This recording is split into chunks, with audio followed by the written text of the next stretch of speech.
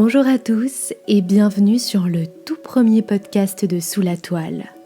Nous allons partir aujourd'hui à la découverte du Palais du Louvre. Il est depuis le XIIe siècle l'âme d'un pays tout entier, le cœur de notre histoire de France. Nous allons découvrir la forteresse médiévale, la résidence royale, puis le plus grand musée du monde. Son histoire, tout aussi complexe que passionnante, reflète l'histoire de notre patrimoine. Vous écoutez Sous la toile et vous vous apprêtez à découvrir l'histoire du Palais du Louvre.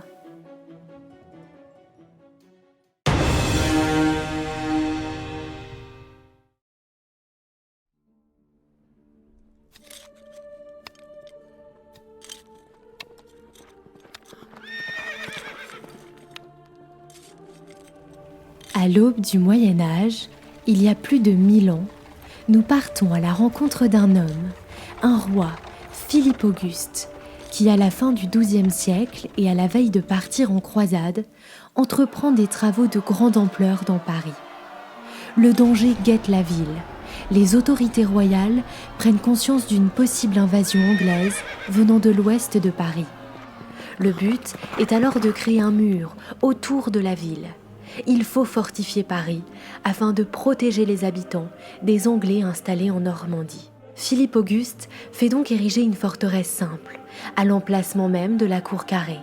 Un quadrilatère qui possède en son centre un donjon, défensif, certes, mais destiné à cacher le trésor royal, composé de joyaux et d'étoffes. Il s'agit alors de la plus haute tour de Paris, du haut de ses 31 mètres.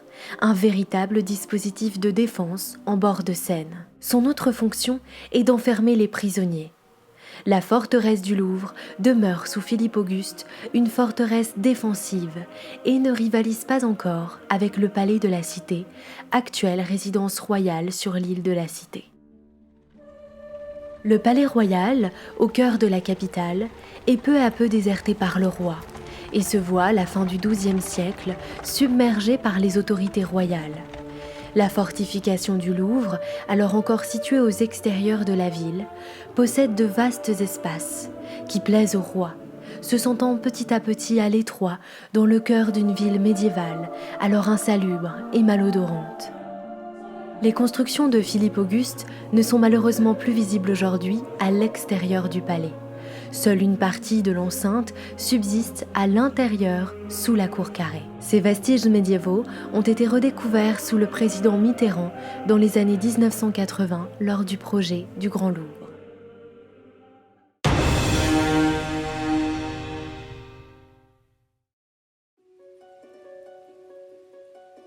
L'un des principaux premiers changements de la forteresse du Louvre eut lieu au début du XIVe siècle, lorsque le roi Charles V entreprend la construction d'un mur d'enceinte qui sera destiné à protéger les nouveaux faubourgs, la ville s'étant incontestablement élargie.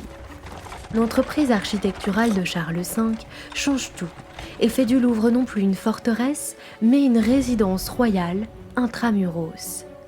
Le roi transforme ainsi la construction médiévale en résidence royale et pour ce faire s'entoure des meilleurs architectes, notamment Raymond du Temple, qui aura pour mission principale la restructuration du palais. Son objectif est alors d'ouvrir le bâtiment, d'installer fenêtres, logis et jardins. Ce moment décisif dans la vie du Louvre est immortalisé par les enluminures des riches heures du duc de Berry. Il s'agit d'un livre de prières destiné à la dévotion privée et réalisé par 3 frères, les frères de Limbourg, originaires des Flandres. Le Louvre est alors attaché au mois d'octobre. Aucune autre image officielle ne donne de vision aussi exacte et précise du palais de Charles V. Le donjon de la forteresse se métamorphose alors en tour de la librairie. Une véritable bibliothèque royale où Charles V, le sage, le savant, renferme son trésor. Le roi, dans ces temps difficiles, voit en ce nouvel emplacement une résidence privilégiée, hors des fléaux du XIVe siècle dont la population souffre. La famine et la peste noire font de Paris une ville dangereuse, malodorante et insalubre. La population souffre d'un quotidien à l'étroit dans des rues sombres et envahie le plus souvent par ces hommes et femmes qui souhaitent s'élever face à cette misère. D'ailleurs, une date clé marque le Louvre. 1358, un homme, alors prévôt des marchands, Étienne Marcel, mène une révolte contre la royauté au palais de la Cité, à l'heure actuelle résidence royale. Ces tensions quotidiennes poussent le roi à déserter le cœur de la ville, dont le palais de la Cité est le centre du pouvoir politique. Le Louvre devient alors une résidence plus agréable, plus sûre, loin des révoltes. Cependant, la guerre de Cent Ans met fin à cette occupation. Le Louvre, déserté, côtoie une population qui meurt de faim. Les rois eux-mêmes quittent Paris, préférant alors les bords de Loire, tels que Loches, Chinon et Bourges.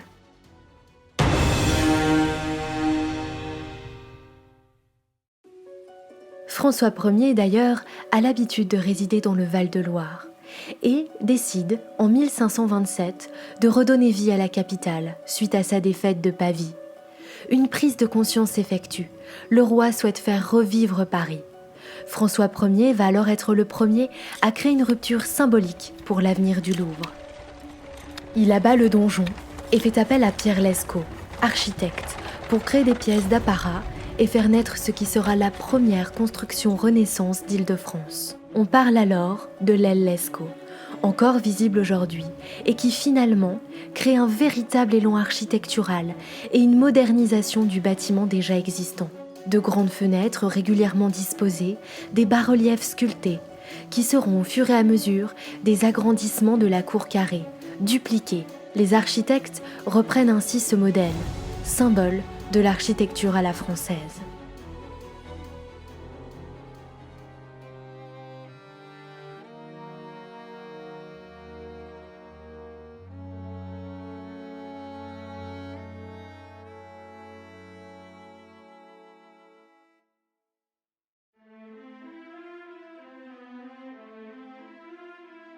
Malgré ces temps de renouveau, le danger guette Paris. À l'aube de l'année 1572, les guerres de religion menacent le royaume. Le chantier du palais des Tuileries, entrepris quelque temps auparavant par Catherine de Médicis, s'interrompt. Dans la nuit du 24 août 1572, le Louvre sombre dans la violence. 22h30, le carillon de l'église Saint-Germain-l'Auxerrois retentit et sonne le début du célèbre massacre de la Saint-Barthélemy. Cet événement intervient suite au mariage d'une fille de France avec un huguenot, c'est-à-dire un protestant.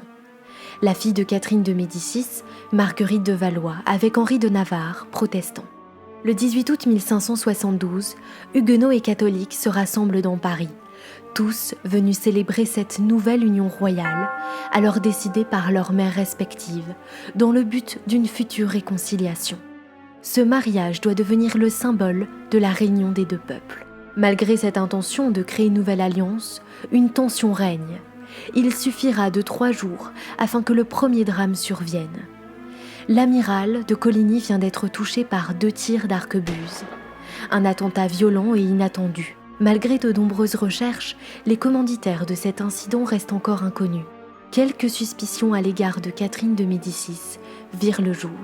Ce drame provoque alors de terribles répercussions à l'égard des chefs protestants, alors logés au Louvre à l'occasion du mariage. L'ordre de les assassiner est enclenché. La tuerie commence dans la cour carrée et les journées sanglantes entraînent la chute des Valois. Les nouvelles vont vite. Tout Paris vient alors d'apprendre ce qu'il vient de se passer dans le cœur du Louvre. La ville s'attaque alors aux protestants. Le soleil se lève dans la matinée du 25 août et met en lumière un spectacle d'horreur. Paris n'est plus que sang et par la suite l'ensemble du royaume. La Seine, couleur carmin, est accompagnée d'une odeur pestilentielle. La reine-mère et ses conseillers sont impuissants face à ce massacre qui prend une telle ampleur que les chroniqueurs de l'époque racontent que les petites ruelles de Paris saignent. On compte plus de 30 000 personnes assassinées lors de l'événement de la Saint-Barthélemy. Il s'agit d'une véritable frénésie meurtrière. En 1589, Henri de Navarre monte sur le trône sous le nom d'Henri IV et marque le début de la dynastie des Bourbons. Henri IV, roi de France de 1594 à 1610, est un roi bâtisseur, un entrepreneur. Sa politique architecturale marque Paris. La place des Vosges, première place royale de la capitale, la place Dauphine, mais avant tout le grand dessin du palais du Louvre, devenu alors le centre du pouvoir royal.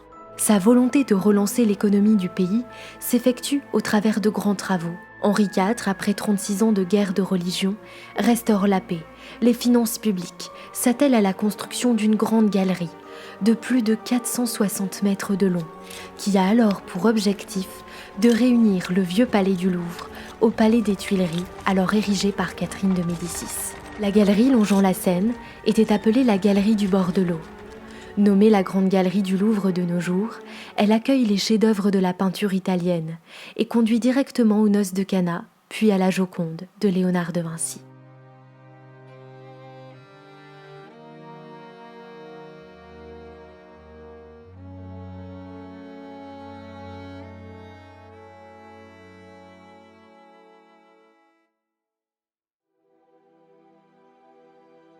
La Grande Galerie abrite en 1600 le service des écuries, des logements d'artistes employés par la cour, ainsi que la collection d'antiques d'Henri IV. D'ailleurs, cette Grande Galerie fait également office d'aire de jeu pour le jeune Louis XIII, fils d'Henri IV, qui, lors des jours de pluie, a l'autorisation de chasser le renard ou de monter en dromadaire. Le grand dessin d'Henri IV modifie à jamais l'apparence du palais du Louvre, alors métamorphosé. L'ambition architecturale du roi est également un moyen de pouvoir échapper aux émeutes en rejoignant par la galerie du bord de l'eau le palais des Tuileries, se trouvant encore à l'extérieur de Paris. Car même si la ville se voit peu à peu transformée par les règnes successifs, le peuple reste très proche du pouvoir royal. Si proche que la population peut déambuler dans la cour carrée ou dans les jardins royaux sans presque aucune interdiction. Paris demeure encore une ville médiévale, insalubre et dangereuse.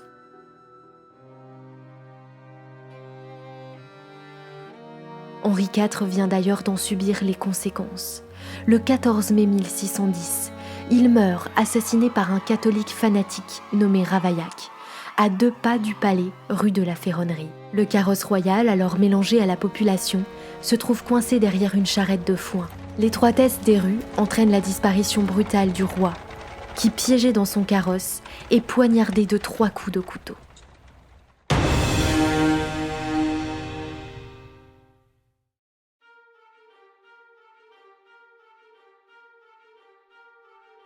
Mais finalement, malgré les différentes tragédies, révolutions que connurent le Louvre, chaque roi, et ce jusqu'au XIXe siècle, prennent conscience de l'importance du palais et de sa position dans la capitale comme centre du pouvoir royal. Louis XIV, par exemple, roi de France de 1643 à 1715, malgré son choix d'installer définitivement sa cour à Versailles en 1682, aura, avec l'aide de son ministre Colbert, transformé une partie du Louvre. Si nous avons pour habitude aujourd'hui de parler du roi Soleil, il est intéressant de retenir que le Louvre est à l'origine de ces premières représentations du roi, alors assimilé à la figure du soleil.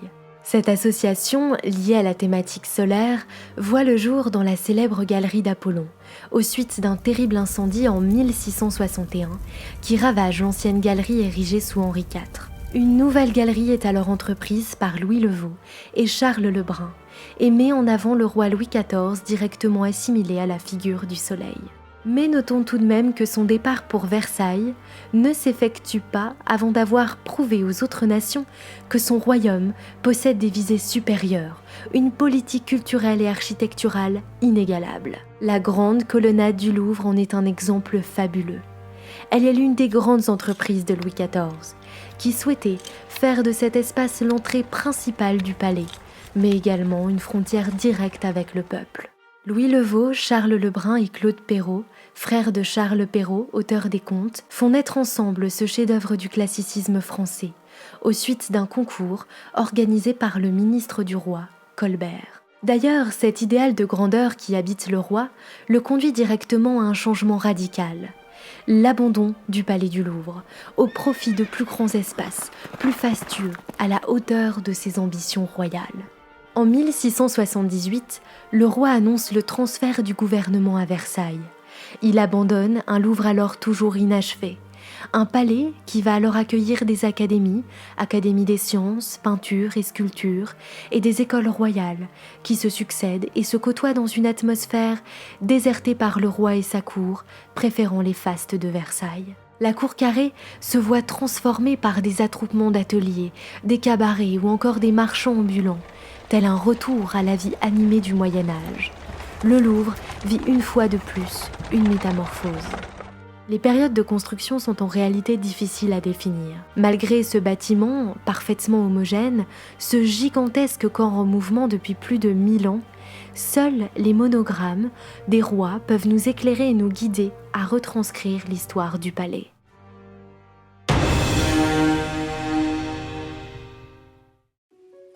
À la fin du XVIIIe siècle, en 1789, le palais du Louvre, sous la Révolution française, devient le théâtre de nouvelles tragédies.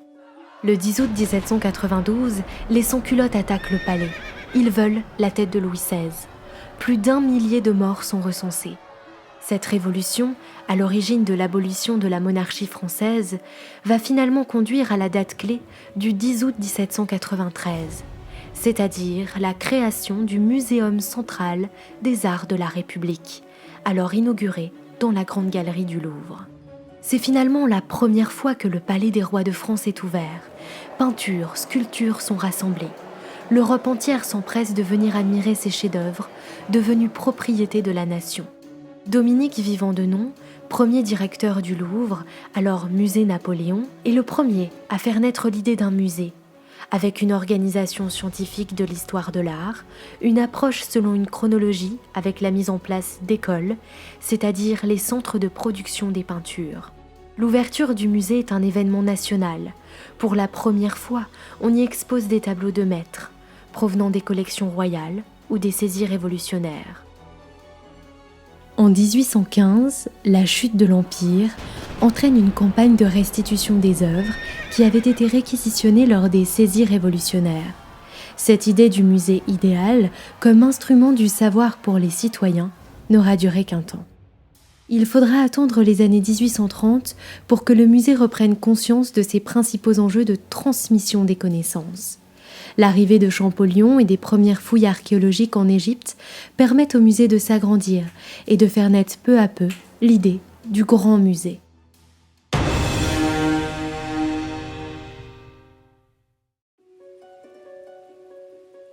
Le majestueux palais du Louvre, tel que nous pouvons aujourd'hui l'admirer, ne prendra sa forme actuelle qu'en 1865. Le grand dessin, voulu et envisagé par Henri IV, est enfin né. Vous venez d'écouter Sous la toile et de découvrir les mystères que le Palais du Louvre renferme depuis plus de 8 siècles. J'espère que cet épisode vous aura plu et je vous dis à très bientôt pour de nouvelles aventures.